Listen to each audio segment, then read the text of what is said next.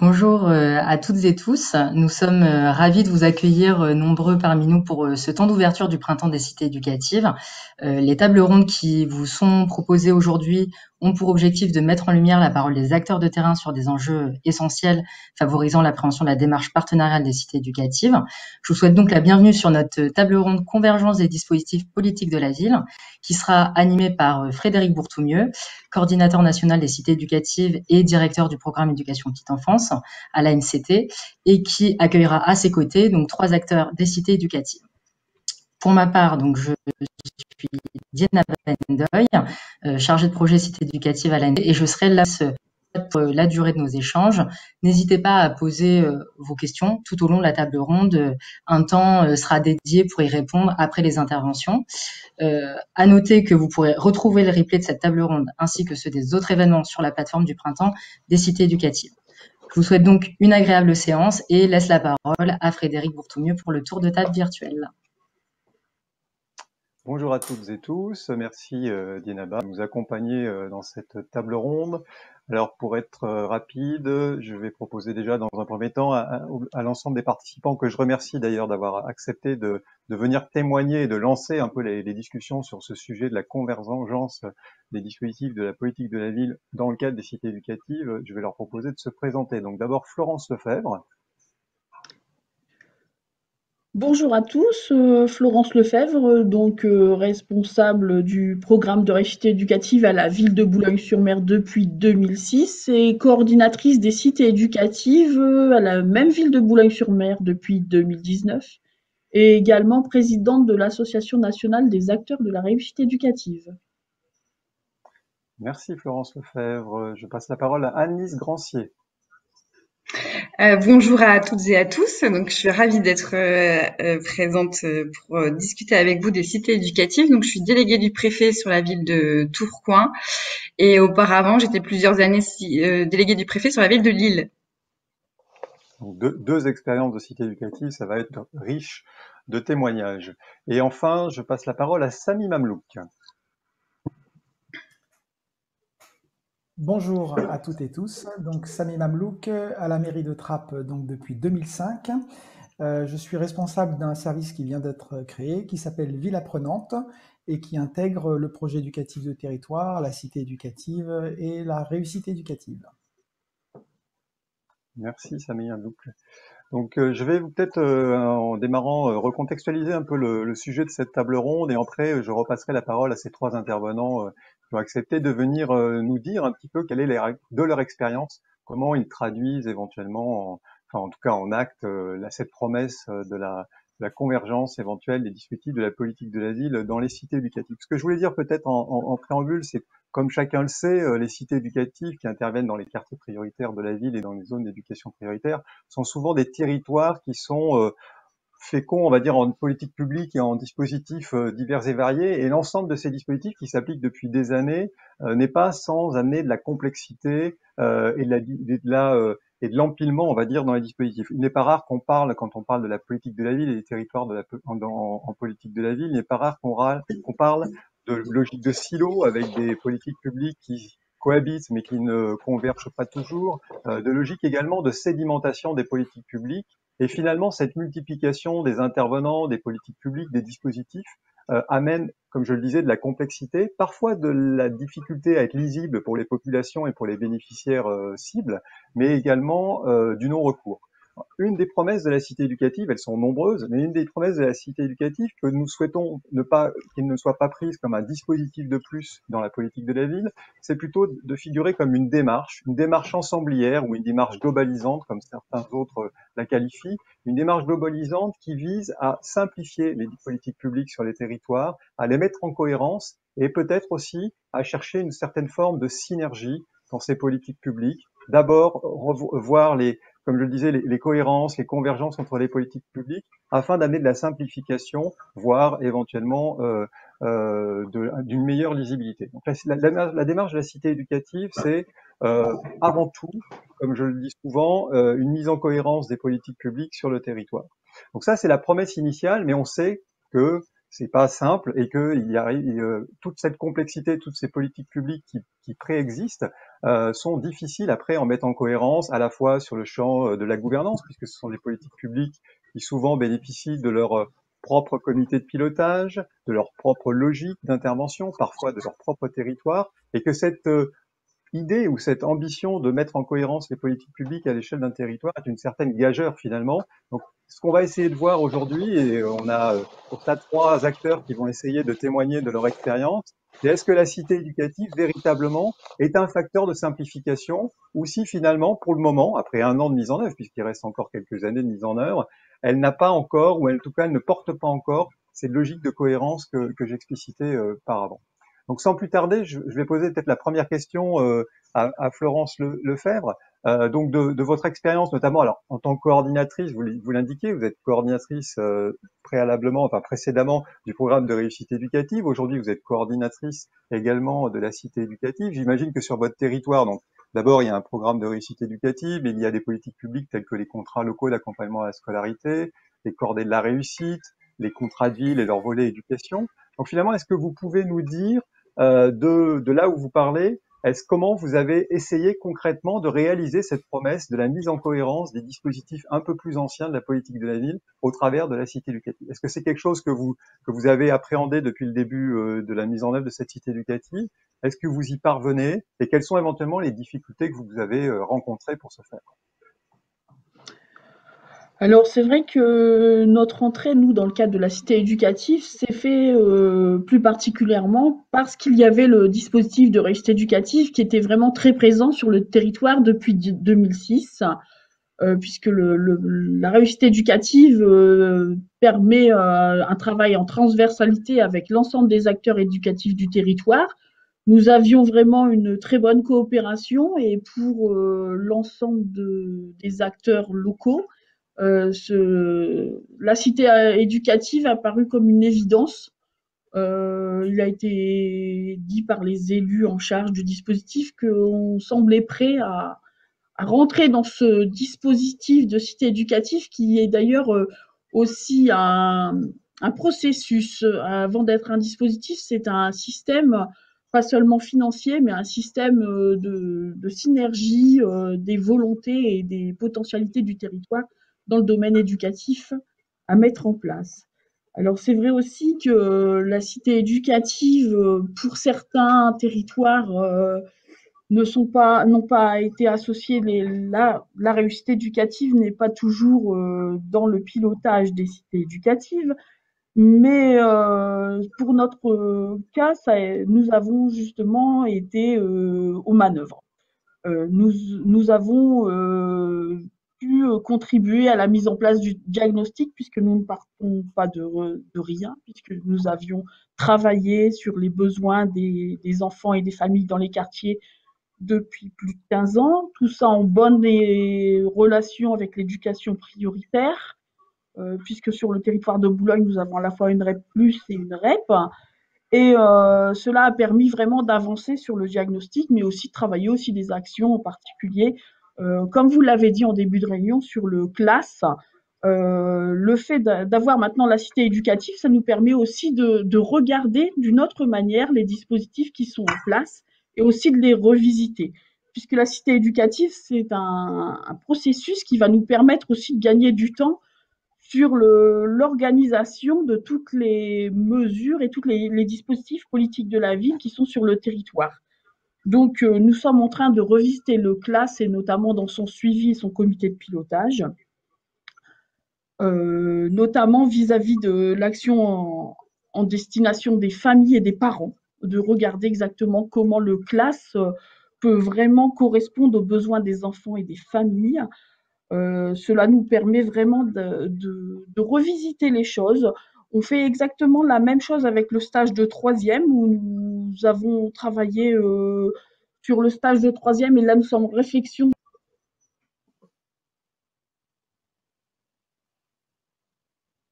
Alors, il semblerait que nous ayons perdu Florent Lefebvre qui nous expliquait la manière dont ils avaient procédé sur Boulogne-sur-Mer en partant d'abord du PRE. Donc, on sent bien la cohérence recherchée par les cités éducatives. Elle passe d'abord par d'abord l'impulsion qui vient du PRE et donc la suite qui est prise du programme de réussite éducative. Alors avant qu'elle ne reprenne la parole, peut-être et sans plus tarder, je vais passer la parole à Monsieur Mamlouk. Alors vous expliquiez que vous étiez en charge d'une nouvelle approche, on va dire, la ville apprenante à Trappes. Je crois que vous avez aussi, vous êtes sur un territoire où depuis des années, il y a des politiques éducatives qui se mettent en place, notamment le programme de réussite éducative, le PEL. Et donc, de la même manière que Florence Lefebvre, est-ce que vous pouvez nous expliquer un peu comment vous avez pu appréhender cette approche de mise en cohérence de la cité éducative?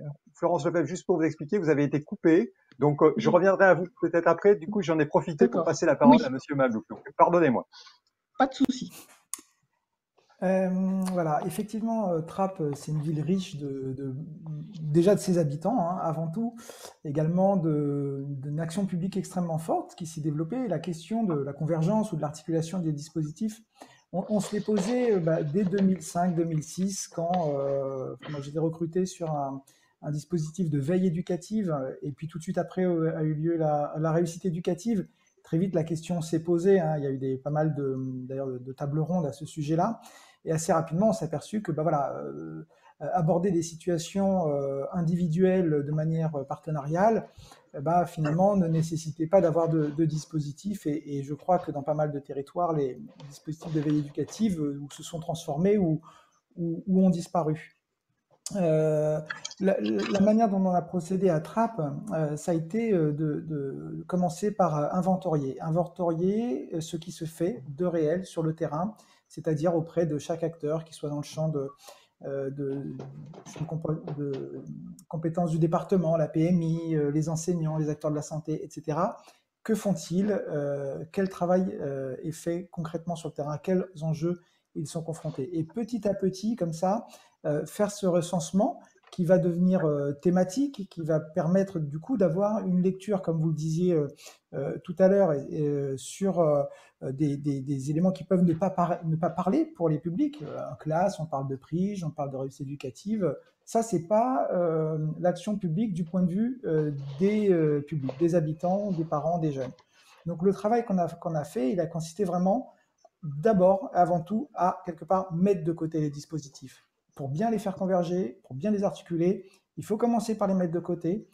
En tout cas, c'est l'expérience qu'on en a et peut-être des pistes de réflexion que je souhaite partager pour identifier quels sont les enjeux du point de vue des habitants qui vont parler aussi aux professionnels, parce que les dispositifs, ça peut perdre aussi les professionnels de terrain. Et sur la base de cet élément, on a amené les élus à se dire, voilà, il y a un territoire qui est extrêmement riche, il y aurait intérêt à mettre en place un projet éducatif de territoire qui partirait de la petite enfance jusqu'à la vie active et qui, comme ça, permettrait à chaque acteur sur le territoire de se retrouver, de pouvoir s'identifier dans cet écosystème qui est vraiment pensé, les enjeux de service public sont pensés du point de vue des publics. Et on a commencé après, notamment au moment de la réforme des rythmes scolaires, donc sur 2014, à lancer un projet éducatif, donc très large, et à se saisir de la nécessité de définir des emplois du temps, de définir des contenus d'activité, à commencer à travailler par ateliers, ce qu'on a appelé progressivement les ateliers d'intelligence collective, c'est-à-dire de mettre autour de la table des parents, des enfants, des professionnels, pour réfléchir ensemble à la manière au mieux de faire exister l'action publique pour transcender les dispositifs, pour transcender les logiques de métier, les logiques institutionnelles. Je ne saurais trop vous recommander de mener une formation, de vous former aux enjeux de la gouvernance territoriale. Il y en a une qui a été établie par le CNFPT en lien avec Pierre Calam, le président de la Fondation pour le progrès de l'homme, sur un site qui s'appelle Citego, CITEGO. Cette formation sur la gouvernance territoriale amène un fond de réflexion qui me semble impératif avant de penser dispositif, c'est-à-dire d'avoir des éléments de réflexion sur, au fond, qu'est-ce que la gouvernance territoriale, les relations entre les échelons, le fait d'aller voir ce qui se fait ailleurs, le fait de penser le territoire comme un support éducatif d'une grande richesse. Quand est arrivée la cité éducative, donc on a démarré les projets éducatifs en 2014. Donc forcément, 5 ans après, on avait un programme qui avait largement avancé, qui s'était affiné avec des... Alors ça n'avait pas été tout repos, hein, loin s'en faut, et beaucoup de difficultés dans la coopération, qui d'ailleurs nous a amené à penser comme prioritaire dans le premier PEDT de mettre la coopération comme priorité entre les acteurs, parce qu'on s'aperçoit effectivement que nombreux sont ceux qui poursuivent les mêmes objectifs, mais chacun dans leur coin, avec du coup un manque de synergie, voire des impressions de concurrence, de conflits de légitimité, de conflits professionnels qui vont complètement au détriment des objectifs poursuivis. Et l'approche par atelier, donc du coup de mettre autour de la table les différentes parties prenantes concernées par un sujet, le sujet de la santé, le sujet de la lecture, à voir en fonction des territoires, ça donne finalement une lecture au bon endroit, je dirais, c'est-à-dire pas du tout penser du point de vue de l'institution, penser du point de vue du professionnel, penser du point de vue du dispositif. Aujourd'hui, alors ça a été quand la cité éducative s'est mise en place, au départ, ça a été un petit peu compliqué, un peu long de se caler, parce qu'avec un programme qui se présente souple, dans l'idée, mais il y a quand même ces contraintes de calendrier, ces contraintes de rendu administratif, etc., qui pour le coup ne le sont pas et sont les mêmes pour tout le monde. Donc il y a eu quand même vécu d'un certain manque de souplesse lié à la configuration même du programme, mais maintenant on arrive à dépasser ça, ça nous a pris un petit peu de temps, et à toujours travailler dans une forme, avec une recherche de design pour ces ateliers, pour que les parties prenantes y soient pleinement. Je donnerai juste un exemple d'une action qui a été, allez, peut-être d'une action pensée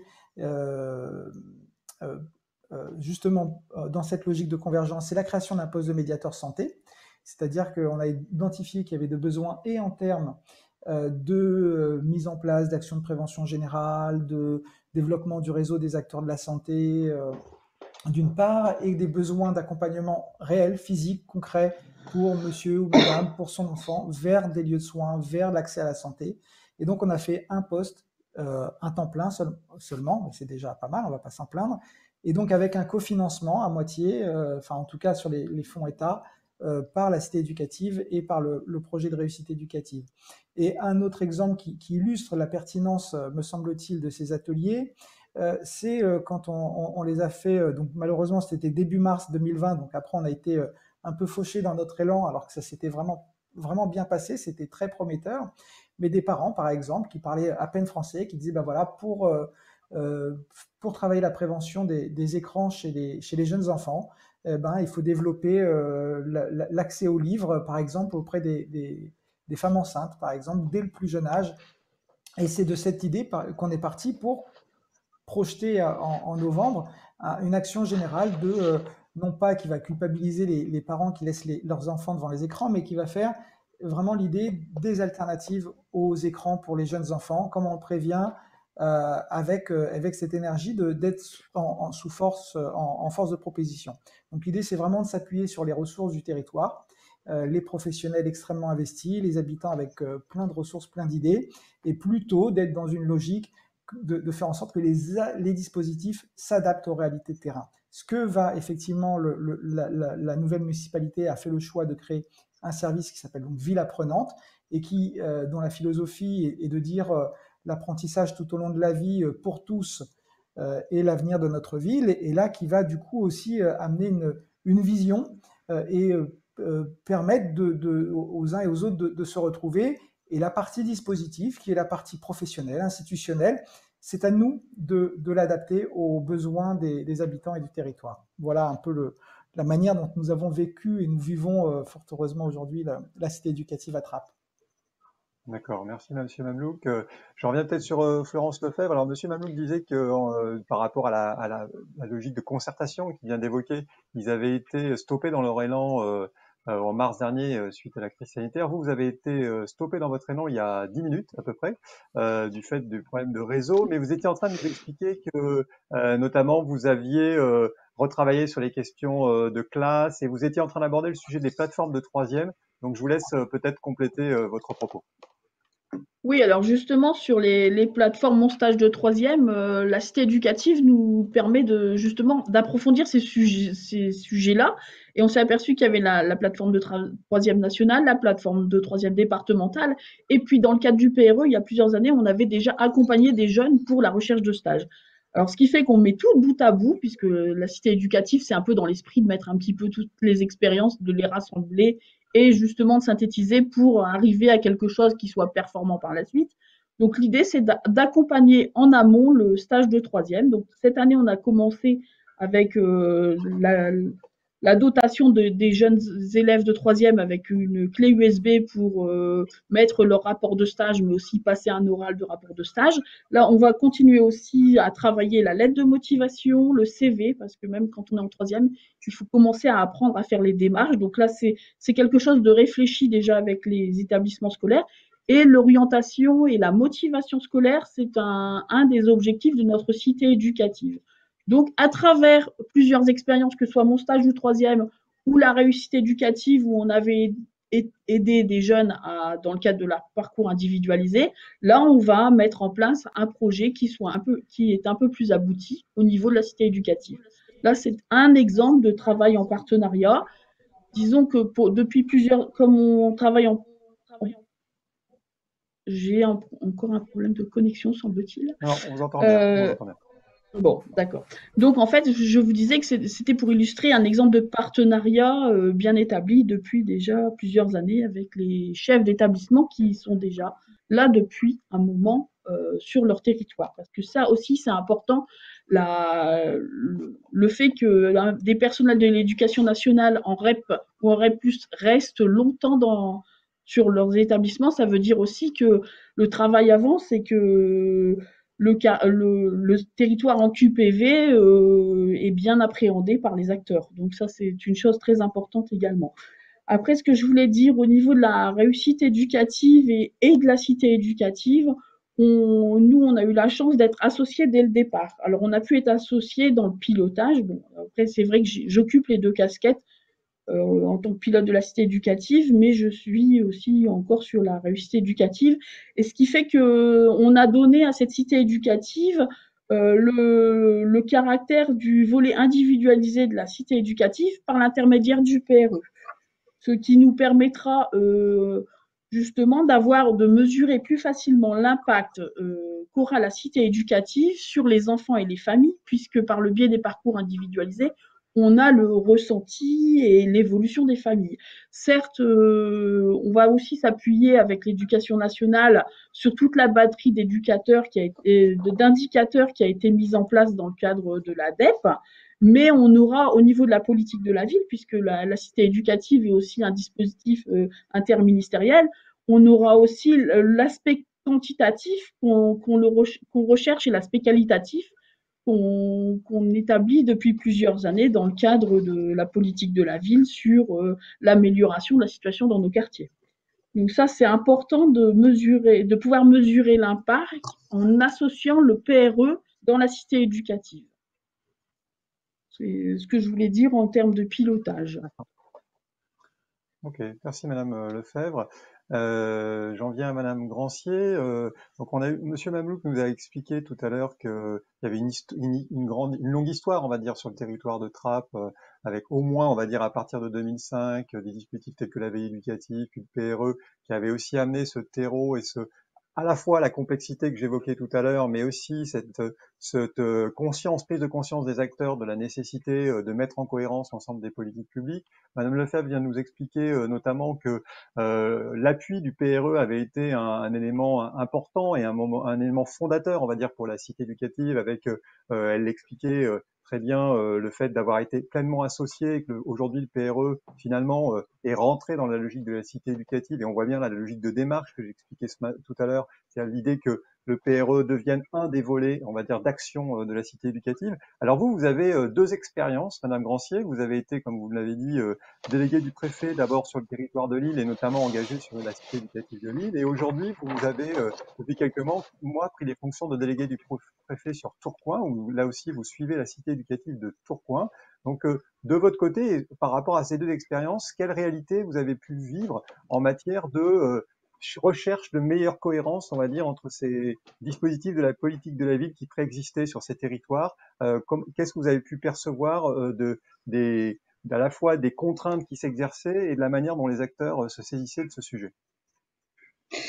Je vais forcément parler à la fois de Lille et de Tourcoing. Ce que je peux quand même dire et peut-être rappeler, c'est que quand on parle de complémentarité de PRE, de programme de réussite éducative et de cité éducative, peut-être rappeler aussi que le PRE et la cité éducative n'interviennent pas forcément sur le même territoire.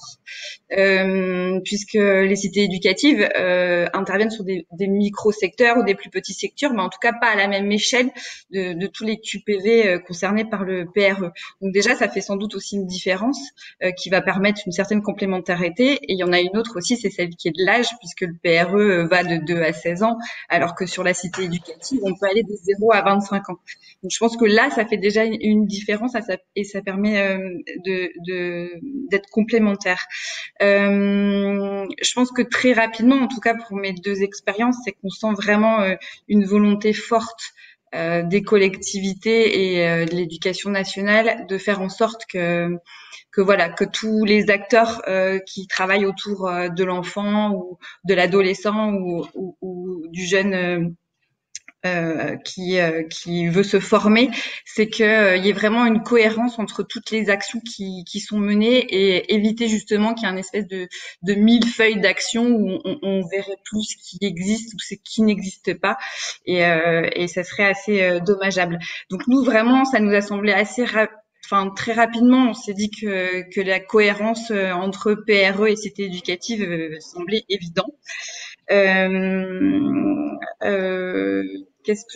Comment je pourrais vous expliquer ça également? C'est que il y a sans doute aussi un point fort et c'est là qu'il y a une articulation forte, c'est que la cité éducative permet d'être extrêmement réactif à mon sens et justement vous parliez tout à l'heure du fait d'être stoppé ou pas pendant le Covid et les confinements. Nous ce qui s'est passé, c'est que bien au contraire, en fait, la cité éducative nous a permis de nous rendre compte à quel point c'était un outil, un instrument qui nous permettait d'être réactifs, puisque lors du premier confinement qui s'est passé en mars, très vite, en fait, on a dégagé une enveloppe de la cité éducative pour acheter des tablettes, doter les collégiens de ces dernières pour justement permettre cette continuité éducative, ce qui nous aurait pas été possible juste avec l'enveloppe PRE, puisque on est sur une logique de programmation annuelle qui fait que ça aurait été un peu compliqué. Et là aussi, c'était extrêmement intéressant, c'est que il y a eu aussi cette complémentarité entre la cité éducative et aussi les décisions prises par la collectivité qui ont aussi doter d'autres établissements de ces tablettes. Donc on voit aussi qu'à un moment donné, la cité éducative, elle est sur un territoire propre, mais elle est aussi, c'est aussi expérimental. Donc c'est ça qui est extrêmement intéressant parce que la politique de la ville, ça reste de l'expérimentation. Et sans doute que trop souvent, les PRE sont dotés de programmations qui sont avec des actions qui sont menées depuis parfois trop longtemps. Et c'est pas toujours simple de faire évoluer les programmations, alors que la cité éducative, je pense qu'on est on peut essayer des choses, on peut tenter d'aller vers de nouveaux acteurs. Et justement, quand on voit que ça fonctionne et que ça fait ses preuves, ce qui est intéressant, c'est pouvoir raccrocher au PRE et pourquoi pas même voir ces actions menées sur du droit commun. Voilà. D'accord, très bien, merci beaucoup. Alors peut-être à ce stade-là de l'atelier, on est à une demi-heure. Je rappellerai peut-être ce qu'a expliqué Dinaba Ndoye tout à l'heure.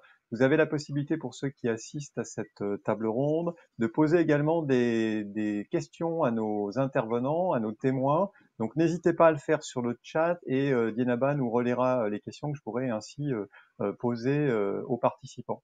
Alors pour reprendre peut-être en attendant, là, par rapport à ce que vous expliquiez, Madame Grancier, je pense que, alors vous me direz si je me trompe, mais je pense que la forme de mise en cohérence recherchée, notamment sur les deux projets que vous évoquez, elle est notamment financière et budgétaire, et c'est une façon, une approche de cette mise en cohérence. C'est-à-dire que il me semble que ce que vous explicitez, c'est la nécessité, dès lors que sur un territoire on a différentes politiques publiques qui s'appliquent, avec des des moyens financiers, on va dire, importants ou plus ou moins importants, en tout cas, qui arrivent sur le territoire, la nécessité peut-être aussi de travailler à une mise en cohérence de ces moyens. Là où Monsieur Mamlouk nous expliquait peut-être une approche un peu différente, plus du point de vue du public, des bénéficiaires. Vous avez parlé, Monsieur Mamlouk, notamment des enjeux pour les publics que vous aviez quelque part. Je ne sais pas si le terme vous l'accepterez, mais de déconstruction finalement des politiques publiques telles qu'elles préexistaient, pour les mettre de côté, c'est ce que vous nous avez expliqué en tout cas, pour ensuite essayer de valider, on va dire, les enjeux réels pour les bénéficiaires et de reconstruire finalement, en ayant déconstruit l'ensemble des politiques publiques, les reconstruire pour essayer de les mettre en cohérence. En tout cas, c'est comme ça que je l'ai compris. J'espère que je ne trahis pas votre pensée. Pour aller peut-être encore aussi dans ces questions-là d'illustration de ces complémentarités, de ces cohérences, vous savez, alors avec mon collègue notamment Thierry Tesson, qui est coordonnateur national avec moi, on interroge souvent les acteurs sur la question des gouvernances. Toutes ces politiques publiques qui préexistaient, nous avons les REP, nous avons les classes, nous avons les programmes de réussite éducative, vous les avez pas mal abordés aujourd'hui, les cités éducatives, font appel à des structures de pilotage. On a des comités de pilotage, on a différentes instances comme ça qui pilotent les dispositifs. Est-ce que sur vos expériences, sur l'ensemble des 3 expériences, vous avez déjà, alors je n'ignore pas que ça fait qu'1 an, hein, ça fait qu'1 an que finalement la cité éducative est en place et qu'elle essaie de se trouver finalement sa place d'ensemblier des politiques publiques qui existent, qui préexistaient. Par rapport à vos expériences, est-ce que vous diriez que cet enjeu que souvent, pour notre part, sur lequel on questionne beaucoup les acteurs, de peut-être simplification de toutes les structures de gouvernance des dispositifs qui préexistaient, est-ce que c'est quelque chose que vous entrevoyez comme possible à moyen terme, et en tout cas dans le terme des 3 ans, on va dire, de la cité éducative, ou est-ce que ça vous semble peut-être pas le bon sujet ou assez peu facile pour d'y arriver? Est-ce que vous pouvez nous en dire quelques mots là-dessus? Peut-être Monsieur Mamlouk pour commencer? Si vous voulez. Alors, moi, à titre personnel, oui, ça ferait vraiment sens d'avoir une forme de comité de pilotage à un moment rassemblé, justement parce que le comité de pilotage ne viendrait pas aborder les dispositifs, mais viendrait aborder ce qu'il se passe et vers où on met les moyens, vers où on concentre nos efforts, et un pilotage stratégique en fait. Surtout. Bon, ça, pour l'instant, on n'y est pas encore. Il y a sans doute pas mal d'écueils. L'un des écueils, c'est que il y a déjà des décisions à prendre financières et que les décisions financières à prendre, elles se font à ce niveau de comité de pilotage et nécessitent de bien se parler à ce niveau-là. Et aujourd'hui, pour rester dans l'exemple de ce qu'on dit, c'est-à-dire sur la réussite éducative et la cité éducative. Alors à Trade, on a la chance d'être sur un périmètre qui est le même, mais aujourd'hui nécessite quand même 2 temps bien distincts pour que chacun s'y retrouve bien. Et il me semble que ce serait heureux de dépasser ce frein, parce que ça serait aussi une manière peut-être peut-être même nécessaire pour que autour de la table du comité de pilotage, il puisse y avoir des habitants et qu'on puisse se parler sur un pilotage stratégique. Mais sans doute faut-il des étapes, et je réévoque la formation sur la gouvernance territoriale, hein, qui, alors, pour le coup, à point nommé par rapport à ce que vous dites, qui, me semble-t-il, permet déjà de savoir de quoi on parle, au fond. Vraiment, au fond, quel est le sujet, et d'aller creuser sur ce qui a été écrit, sur ce qui est dit, sur ce qui se fait ailleurs. Ça permet finalement de ne pas entrer par la partie technique. Parce que dès lors qu'on entre par la partie technique, d'après moi, déjà on démarre mal le sujet. Donc si on arrive à démarrer sur ce qui fait sujet, on est déjà peut-être mieux à même de penser ensuite le comment. D'accord. Madame Lefebvre, je crois que vous aussi, sur Boulogne-sur-Mer, les territoires se confondent à peu près, hein. Il me semble que la cité éducative et le PRE, c'est le même territoire, on va dire. Alors si on parle juste de ces dispositifs ou éventuellement avec d'autres dispositifs de la politique de la ville, est-ce que vous avez déjà essayé de simplifier, on va dire, les instances, parce qu'on sait aussi que les instances-là, généralement, font appel aux mêmes partenaires. Donc, ce sont des lieux et des espaces qui réunissent et qui concernent les mêmes acteurs. Est-ce que vous avez déjà tenté, comme ça, de réduire le nombre d'instances ou est-ce que c'est encore devant vous?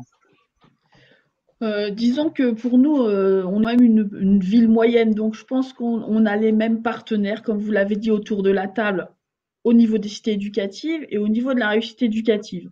Là, on a commencé à faire nos galops d'essai sur la cité éducative avec la revue de projet de décembre. Et la revue de projet a duré plus de 3 heures. Les partenaires qui étaient autour de la table étaient très intéressés, avaient vraiment envie de parler des sujets comme la parentalité, la motivation scolaire, l'accès à la culture et tout ça. Ce qui fait que le maire, ayant assisté à la revue de projet, nous a donné la possibilité de mettre en place 2 comités de pilotage de la cité éducative.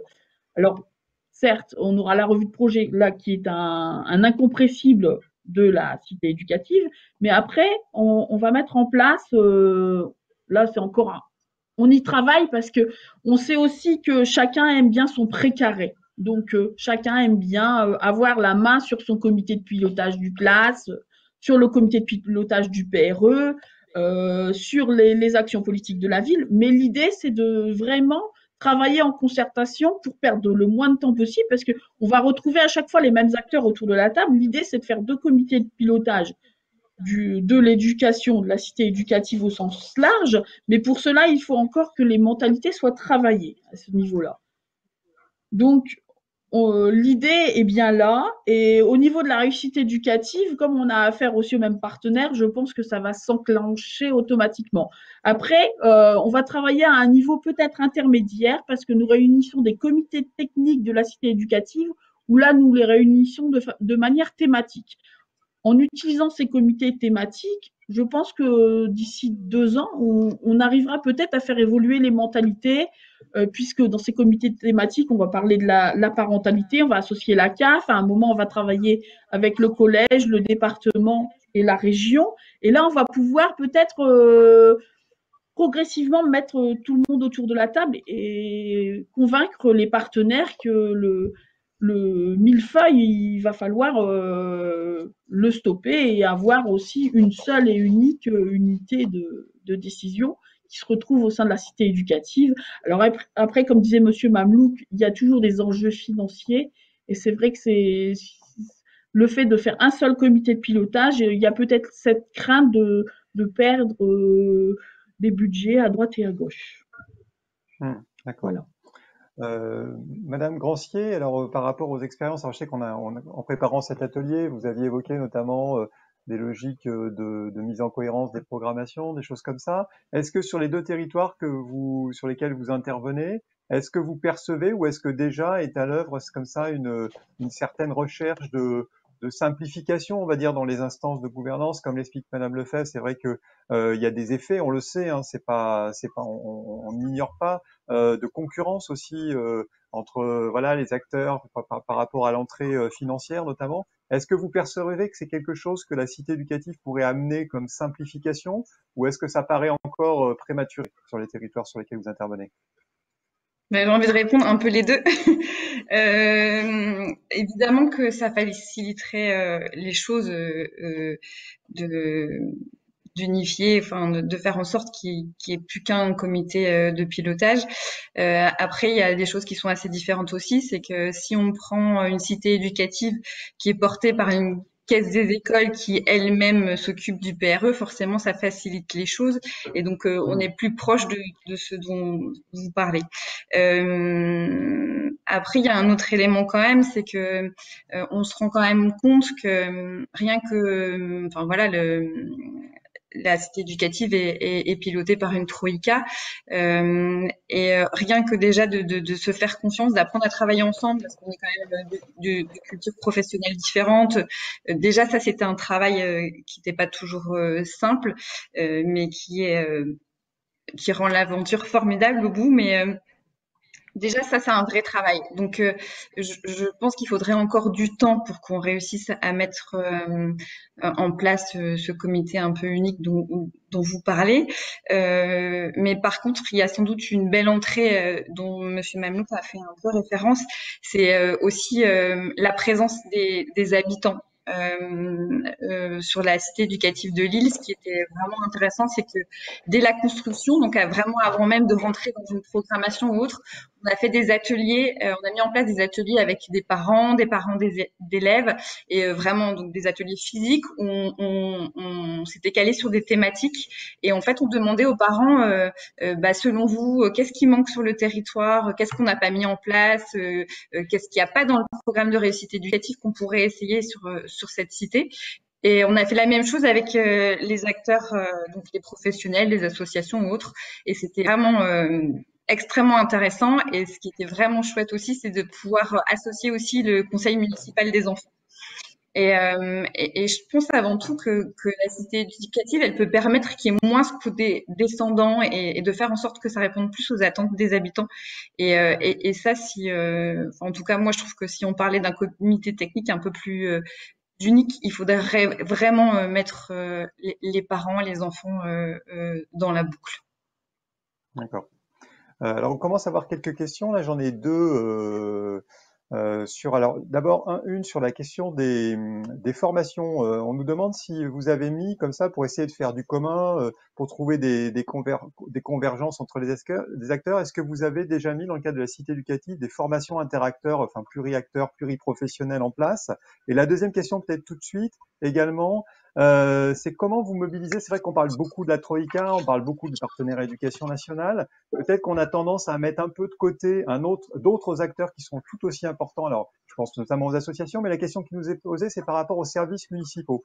Comment vous associez? Est-ce qu'ils le sont? Et comment, dans le processus de concertation et de mise en cohérence des politiques publiques préexistantes, et notamment celles qu'ils pilotent eux-mêmes, comment vous associez les services municipaux? Je pense notamment, vous savez, au service de la jeunesse, au service enfance, au service éducation des villes ou au service des sports. Est-ce que qui veut répondre à l'une ou l'autre de ces questions?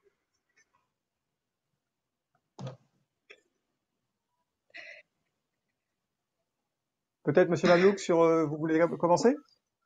Oui, alors déjà sur la question, la première sur la formation interacteur, on a récemment mis en place une formation qui pourrait intéresser d'ailleurs la réussite éducative, mais on l'a mis en place dans le cadre d'un atelier sur la transition petite enfance, sur les enjeux du partage de l'information, du secret professionnel, pour répondre à un besoin de mieux accompagner les enfants qui vont entrer à l'école et pour lesquels les équipes qui les accueillent dans les structures de la petite enfance ou qui sont accueillis au domicile, pour qu'ils puissent démarrer au mieux leur scolarité sans être stigmatisés, mais qu'il y ait cet accompagnement. Donc on a mis déjà une formation avec la PMI, avec l'éducation nationale et les services de la ville sur la question du secret, du partage de l'information, du secret professionnel. Et sur la deuxième question, elle me surprend un petit peu parce que moi, je peux pas imaginer que les services municipaux soient complètement partie prenante. Je m'attendais à ce que vous disiez que vous pensiez à l'acteur du conseil départemental, que l'on souhaite nous associer et même intégrer à la Troïka, qui serait plus une Troïka, mais qui pour moi devrait avoir pleinement sa place au regard de ses compétences.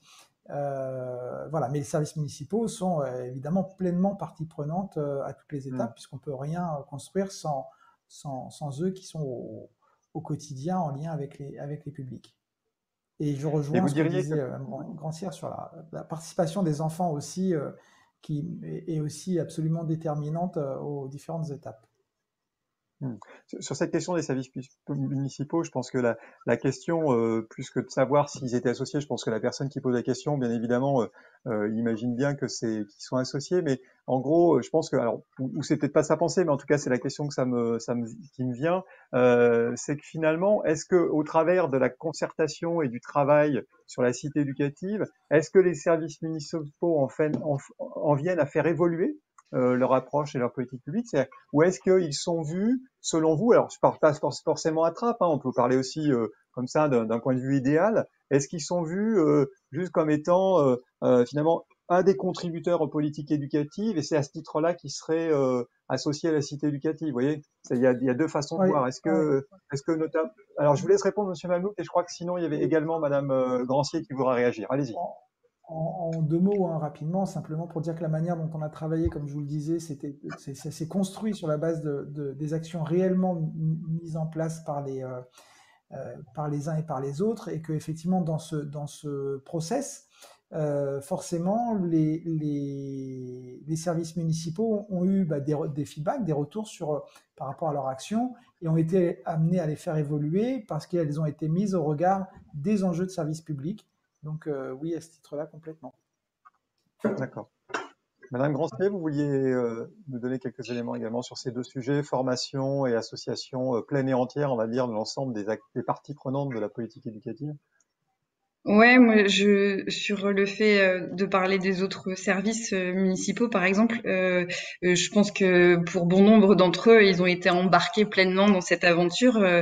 Si je prends l'exemple, par exemple, de la culture, du service culture, quand on construit ou qu'on imagine une cité éducative avec un volet culturel plus ou moins fort, en tout cas faire en sorte que tous les enfants accèdent à la culture quelle qu'elle soit, et qu'on souhaite travailler avec les maisons Folies ou autres, et bien évidemment que le service culture était présent, et on faisait des réunions avec eux, leur demandant ce qui était possible, pas possible, comment on pouvait construire ensemble.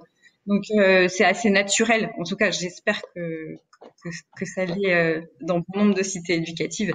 Et pour ce qui est des formations interacteurs, moi je pense plutôt, alors comme ça, ce qui me vient plutôt en tête, c'est des formations plutôt parents et parfois professeurs. Faire en sorte que ces deux univers, en tout cas, on sait que parfois c'est difficile pour les parents de rentrer dans l'école, et que en tout cas il y a tout ce qu'il y a à faire, et la cité éducative est là pour ça. Voilà, parfois il peut y avoir des formations, donc on parlait des ateliers philo par exemple à destination des enfants via l'association Sève ou autre d'ailleurs, mais ce qu'on avait imaginé aussi nous, c'est qu'à un moment donné sur certains de ces ateliers, il y ait aussi les parents de ces enfants et aussi certains professeurs, pour aussi qu'ils puissent échanger et quelque part partager ou sur une thématique. En l'occurrence là c'était la philo chez les petits, mais c'est aussi important c'est qu'il y ait ces deux mondes qui se croisent. D'accord.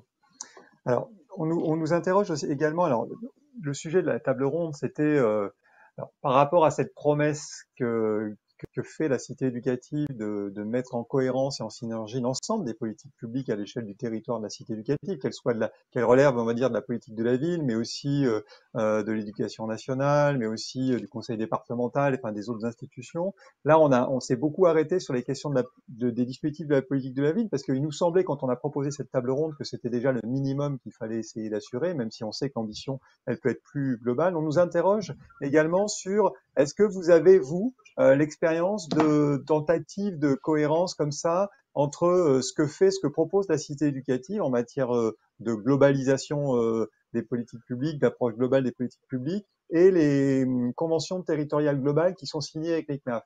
Est-ce que aujourd'hui, vous diriez que ce sont des dynamiques, des outils, des démarches qui sont indépendantes les unes des autres, ou est-ce que chacun d'entre vous, pour ce qui vous concerne, vous avez déjà perçu, ou en tout cas, dans vos travaux, ces questions de convergence aussi avec ces politiques contractuelles qui préexistent ou qui existent, vous avez des expériences à nous raconter.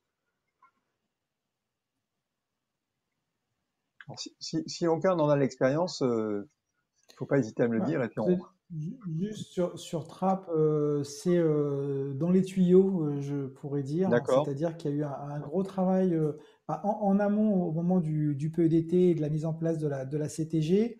Donc après, le travail avait été fait sur le fond et la convention a été signée. Ça mériterait d'être peut-être à un moment réactualisé, mais dans l'esprit, oui, c'est ce qu'on va rechercher au maximum. Et c'est vrai que intégrer de nombreux paramètres qui ne sont pas au départ pensés pour pouvoir être reliés. C'est pas comme ça qu'ils ont été conçus. Donc forcément, ça nous fait nous heurter à cette ergonomie qui n'est pas là. Gageons que la cité éducative aussi amène les concepteurs des dispositifs à les réfléchir d'emblée comme et vivant dans un écosystème et n'étant pas comme amené à devenir le précaré d'un tel ou un tel, comme le disait Mme Lefebvre, parce que là, on est à l'inverse de penser l'action publique du point de vue de ceux vers qui elle est destinée. Tout à fait. Et est-ce que vous pensez, alors l'un et l'autre, par rapport à ce que vient de dire Monsieur Mamlouk, est-ce que vous pensez qu'aujourd'hui, alors on parle des cités éducatives comme si c'était une démarche qui était préexistante de plusieurs années. Alors c'est vrai qu'elle n'est pas nouvelle, elle arrive à la suite de d'autres politiques publiques, des tentatives sur les PEDT, les projets éducatifs locaux. Enfin, il y a des histoires des politiques éducatives territoriales bien plus anciennes. Mais est-ce que vous pensez que la cité éducative, en tout cas, est-ce que vous percevez qu'elle porte les germes comme ça d'un certain succès en matière de cette recherche de cohérence? C'est un peu comme l'évoquait Monsieur Mamlouk, il existe encore voilà des dispositifs qui sont aussi conçus et proposés par d'autres entités. On a bien parlé de la CAF, mais on aurait pu parler des conseils départementaux, des conseils régionaux. Non. Est-ce que vous pensez que la cité éducative, elle offre le terreau favorable pour parvenir à une certaine convergence, en tout cas d'un plus grand nombre de politiques publiques, ou est-ce que ça vous semble peut-être pas assez peu réaliste pour la suite? Alors je vous demande, c'est un parti pris, hein, là, et évidemment, ça ne vous engage pas, et on en rediscutera peut-être dans 2 ans, on verra le bilan des cités éducatives, et peut-être qu'on verra que certains territoires sont plus ou moins avancés et sont arrivés à des niveaux d'intégration des politiques publiques qui sont très élevés et d'autres moins. Et qu'est-ce que vous en pensez?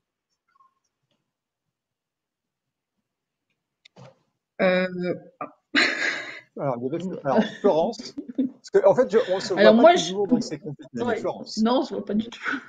Alors moi, je voudrais dire que en fait, ce concept de cité éducative, moi, quand je l'ai présenté à mes collègues des services municipaux, bon, c'était assez simple dans la démarche de présenter la cité éducative, mais de leur faire comprendre qu'en fait, dans leurs actions, ils étaient déjà dans la démarche. En fait, ils faisaient de la cité éducative sans le savoir.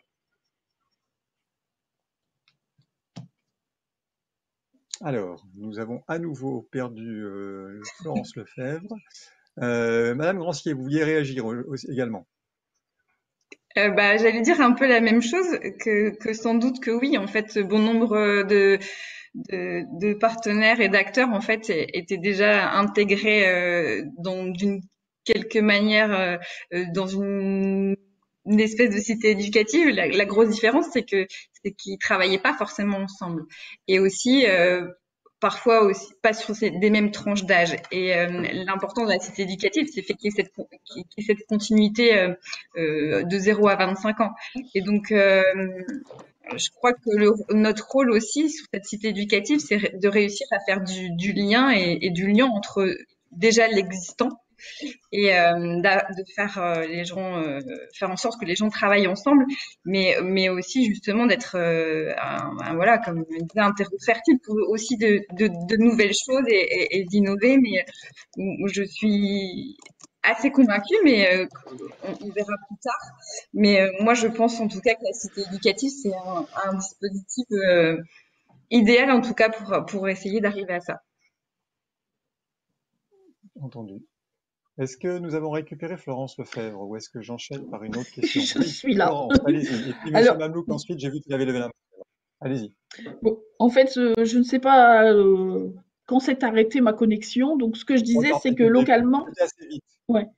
Localement, en fait, quand on a présenté le dispositif de réussite éducative de cité éducative à l'ensemble des acteurs municipaux et plus largement associatifs, en fait, la démarche était de leur faire comprendre ce qu'ils faisaient déjà, c'était dans l'esprit de la cité éducative.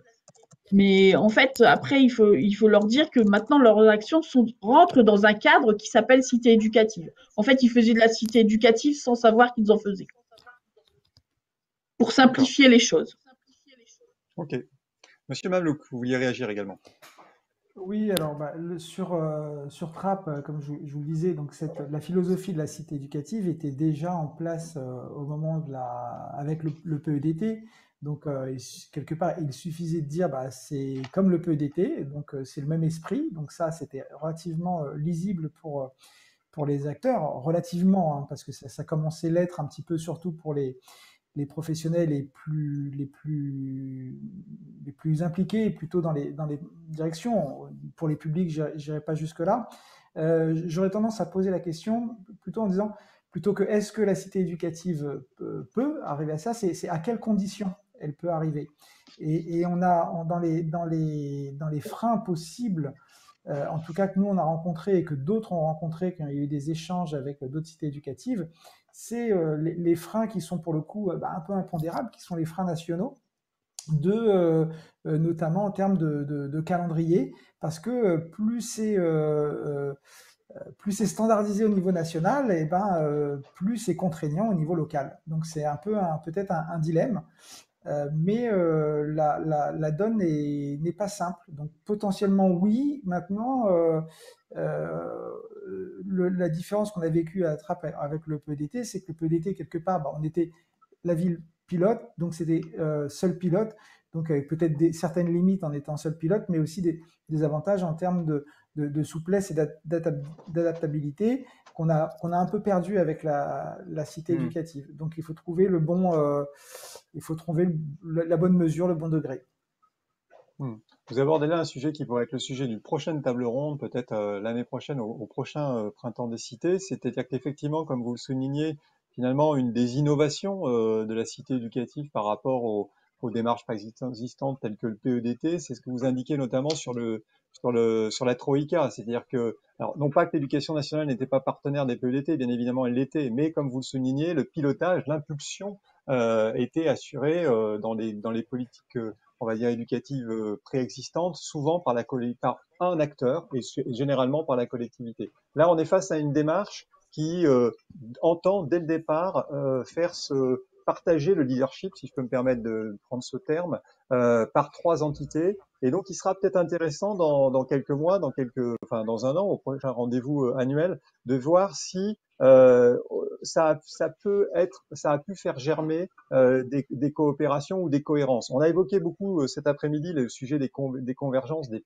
politiques publiques de la ville, parce qu'il nous semblait, nous, important qu'à minima, et qu'initialement, il y a au moins cette recherche-là de convergence, de cohérence entre les politiques publiques qu'initie le ministère de la Ville. Mais on voit bien que le sujet qui nous attend et qui est sans doute celui sur lequel vous travaillez au quotidien, c'est le sujet des convergences et des cohérences avec les autres politiques publiques qui sont développées à la fois par d'autres ministères et évidemment au premier rang desquels l'éducation nationale, avec des problématiques qui ont pu être évoquées tout à l'heure par Madame Grancier, à la fois de territorialisation un peu différente, d'acteurs qui n'ont pas les mêmes cultures. Donc on rejoint aussi les sujets que vous évoquiez, Monsieur Mamlou, me semble-t-il, l'enjeu, l'impératif de formation, d'information interprofessionnelle, très intéressant également ce que vous évoquiez tout à l'heure sur la formation aux enjeux de la gouvernance territoriale, parce que je pense que ça ne va pas de soi et ce n'est pas forcément dans l'ADN de tous les acteurs et de tous les professionnels. Donc c'est très important à mon sens de pouvoir également y réfléchir.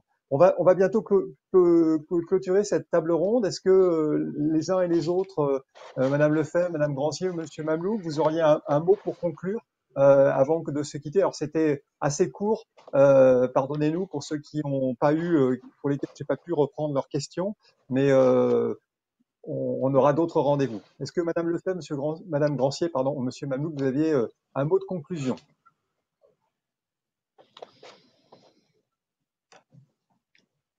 Je me lancerai moi, je dirais simplement. Allez-y. Alors, c'est de ma faute, j'ai ouvert trop le. C'est de ma faute. Alors, Madame Lefebvre. Alors, moi, je dirais que, en fait, au niveau ce qui est important au niveau du territoire, là, on est sur une expérimentation des cités éducatives, c'est vraiment qu'il y ait une concertation. Alors, sur la cité éducative, et après son devenir, son avenir, là, on sera sur 200 cités éducatives, peut-être une généralisation dans plusieurs années, on ne sait pas. On ne sait pas comment les choses vont évoluer. Mais en fait, moi, ce qui me semble important, c'est que localement, il faut vraiment une démarche concertée en matière d'éducation sur le territoire pour qu'on puisse prendre en compte les difficultés des enfants des quartiers qui sont en QPV, des enfants qui habitent ces quartiers-là, et qui, justement, grâce à la cité éducative ou des dispositifs concertés, puissent avoir un avenir meilleur. Je pense que vraiment travailler sur cette concertation et ce volet d'individualisation des projets me semble une question fondamentale. Madame Grancier? Moi, j'allais dire que je pense que c'est un formidable outil pour, enfin, en tout cas un véritable outil pour œuvrer pour l'égalité des chances, qui on sait commence très jeune, en tout cas chez des tout petits, c'est quelque chose d'important et ça passe forcément par l'école et aussi tous les professionnels qui entourent les petits, que ce soit les associations, les clubs sportifs. Et voilà, et je pense que il faut surtout pas que ça perde ce côté, son adaptabilité ou cette innovation qui est propre à la politique de la ville. Et je crois qu'avant tout, il faut toujours faire en sorte qu'il y ait une articulation entre tous les dispositifs et jamais perdre de vue que co-construire, y compris avec les habitants et les enfants, là en l'occurrence, c'est un facteur de réussite. Entendu. Monsieur Mamlouk? Dans ce sens-là, hein, inviter vraiment à être très très à l'écoute des parents, des enfants, des jeunes, et de regarder le reste de nos boutiques, de nos fonctionnements à l'aune de ce qui s'est exprimé par les publics et par tout ce que les professionnels réalisent au quotidien et auprès d'eux sur le terrain. Merci. Alors pour ma part, peut-être également, moi j'ai retenu plein de choses bien évidemment, mais je voudrais en citer deux qui me semblent être les chemins à utiliser, on va dire, pour essayer de tenter d'aller vers plus de cohérence, plus de convergence sur les politiques les politiques éducatives, les politiques de la ville, les différentes politiques publiques sur le territoire. D'abord, la nécessité d'inventorier l'existant. Il faut d'abord savoir ce qui se passe parce qu'il y a tellement de choses que finalement nous-mêmes on en vient à ne plus toujours savoir ce qui existe sur le territoire.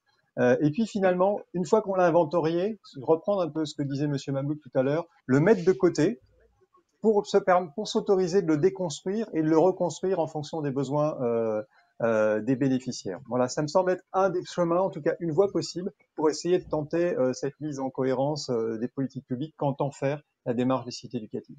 Il me reste à vous remercier, Madame Leferme, Monsieur Mamlouk, Madame Grancier, d'avoir accepté de participer et de témoigner de votre expérience sur cette table ronde.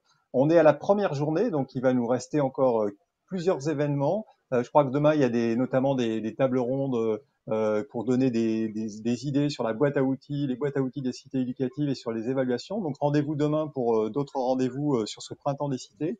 Merci à Dienaba de nous avoir aidés et de m'avoir accompagné dans les questions. C'était un peu complexe et la difficulté était aussi du fait qu'on ne se voyait pas et qu'on ne vous voyait pas, donc c'est assez perturbant, mais j'espère que vous avez en tout cas que ça a alimenté vos réflexions et j'imagine en tout cas que ça a fait écho à la plupart d'entre vous sur ce que vous vivez au quotidien dans les cités éducatives. À très bientôt et bon après-midi. Merci.